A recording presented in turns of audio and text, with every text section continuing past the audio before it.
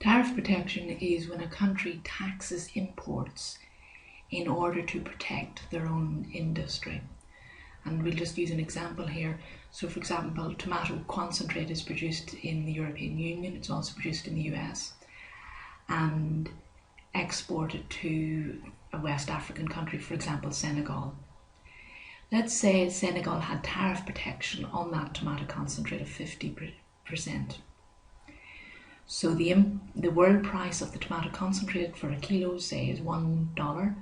But in Senegal, after the tax is added, it would then cost $1.50.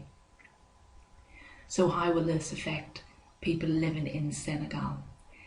So the farmers inside Senegal and the producers inside Senegal of the tomato concentrate aren't taxed, so therefore their product will be more competitive, so they'll be happy, the producers and the factory workers will be happy. However, in the European Union, farmers receive subsidies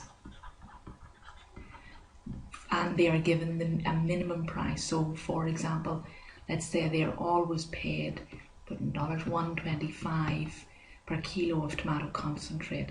So even if the world price is $1, they will always receive a minimum price for their produce, and this makes it much easier for them to continue to produce tomato concentrate. And in 1994, during the Uruguay round, when the agreement was to liberalise trade, Senegal did liberalise its trade, and the flow of tomato concentrate from the European Union increased hundreds-fold over the next couple of years. And one can only imagine the effect that this would have on local farmers, local producers, all of which decreased dramatically over this time. So this is how tariff protection can work and did work in, for example, Senegal, to protect an infant industry.